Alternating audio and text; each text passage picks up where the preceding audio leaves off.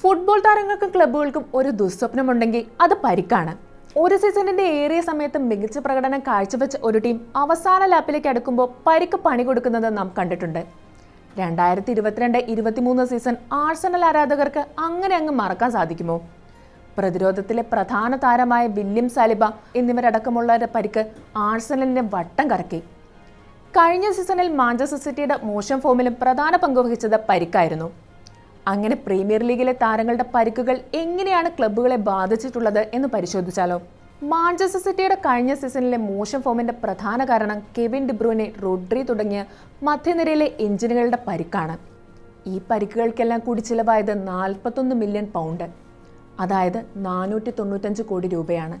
Premier ലീഗിലെ top 6 ക്ലബ്ബുകളിൽ പരിക്കു വിഭാഗത്തിൽ ഏറ്റവും കൂടുതൽ തുക ചിലവായതും സിറ്റിക്ക് തന്നെ. എന്നാൽ പരിക്കുകളുടെ എണ്ണത്തിൽ മുന്നിൽ ആഴ്സണലാണ്. പ്രീമിയർ ലീഗിലാകെ പരിക്കുകളുടെ എണ്ണത്തിൽ മുൻ സീസണുകളെ അപേക്ഷിച്ച് കഴിഞ്ഞ സീസണിൽ 25% കുറവ് വന്നിട്ടുണ്ട്.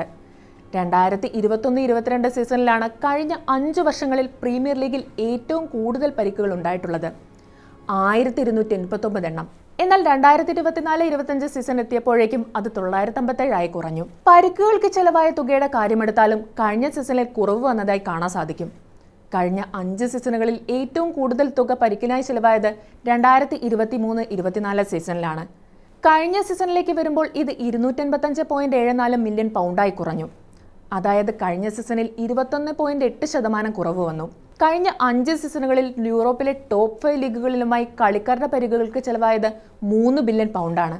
ഇതിൽ 40% മാത്രം പ്രീമിയർ ലീഗിലാണ്. പ്രീമിയർ ലീഗിലെ ഉയർന്ന വരുമാനവും കളിക്കാരന് നൽകുന്ന ഉയർന്ന ശമ്പളവുമാണ് ഇതിനൊരു കാരണം. കഴിഞ്ഞ 5 സീസണുകളിൽ ഇഞ്ചുറി പ്രശ്നങ്ങൾ ഏറ്റവും കൂടുതൽ ബാധിച്ചിട്ടുള്ളത് Manchester United, Chelsea, Newcastle United എന്നീ ക്ലബ്ബുകളെയാണ്. യുണൈറ്റഡ് താരങ്ങളായ Luke Shaw, Lisandro Martinez, Mason Mount എന്നിവരെയാണ് പരിക്കുകൾ ഏറ്റവും കൂടുതൽ വലച്ചത്. യുണൈറ്റഡിന്റെ കുറച്ചു കാലമായുള്ള മോശം പ്രകടനത്തിൽ പ്രധാന താരങ്ങളുടെ പരിക്ക് പ്രധാന പങ്കുവഹിച്ചിട്ടുണ്ട്. റീസ് ജെയിംസിനെയാണ് ചെൽസിയിൽ കഴിഞ്ഞ 5 വർഷങ്ങളിൽ ഏറ്റവും കൂടുതൽ പരിക്കുകൾ വലിച്ചത്. ജോ വില്ലോക്ക്, കല്ലം വിൽസൺ തുടങ്ങിയ താരങ്ങളെയാണ് ന്യൂകാസിലിന് കഴിഞ്ഞ 5 വർഷങ്ങളിൽ പരിക്ക് മൂലം നഷ്ടപ്പെട്ടത്. യൂറോപ്പിലെ ടോപ്പ് 5 ലീഗുകളിൽ 2020-21 സീസണിന് ശേഷം പരിക്കുകളുടെ തീവ്രത 30% വർദ്ധിച്ചതായാണ് പഠനങ്ങൾ പറയുന്നത്. കഴിഞ്ഞ സീസണിൽ പരിക്കുകളുടെ എണ്ണത്തിൽ കുറവ് വന്നിട്ടുണ്ടെങ്കിലും തീവ്രത വർദ്ധിച്ചിട്ടുണ്ട്. അതായത് മുമ്പ് ഒരു കളിക്കാരന് പരിക്കുമാറാനായി എടുത്തിരുന്നത് 14 ദിവസമായിരുന്നെങ്കിൽ ഇപ്പോൾ അത് 22 ദിവസമായി വർദ്ധിച്ചു. മത്സരങ്ങളുടെ എണ്ണം വർദ്ധിക്കുന്നതും റിക്കവറിക്കുള്ള സമയം കുറയുന്നതും ഇതിന് കാരണമാണെന്ന് ഇഞ്ചുറി എക്സ്പെർട്ടായ റോബിൻ തോർപ്പ് പറയുന്നുണ്ട്.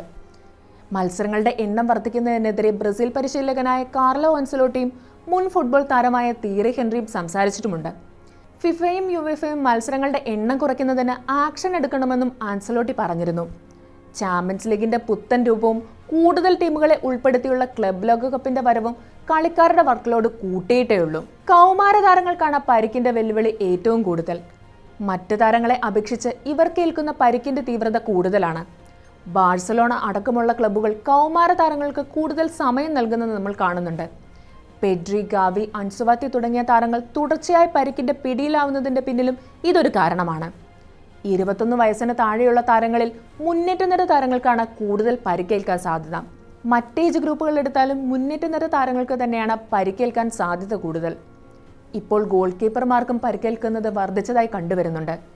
ഗോൾ കീപ്പർമാർ കൂടുതൽ ബോൾ പ്ലേയിങ്, സ്വീപ്പർ കീപ്പിംഗ് രീതിയിലേക്ക് മാറിയതാണ് ഇതിന് കാരണമായി പറയുന്നത്. കളിക്കാർക്ക് ഏൽക്കുന്ന പരിക്കുകളിലും വ്യത്യാസം കാണാൻ സാധിക്കും.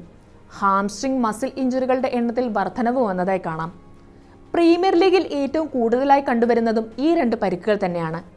കൗണ്ടർ അറ്റാക്കുകളുടെ എണ്ണം വർദ്ധിക്കുന്നതും പ്രീമിയർ ലീഗിലെ ട്രാൻസിഷൻ ഹെവി പ്ലേയിങ് സ്റ്റൈലും ഇതിന്റെ പല കാരണങ്ങളിൽ ഒന്നായി പറയുന്നു. എന്തായാലും പരിക്കുകൾ ക്ലബ്ബുകളുടെ പ്രകടനത്തിനെ ബാധിക്കുന്നത് ചില്ലറയൊന്നുമല്ല.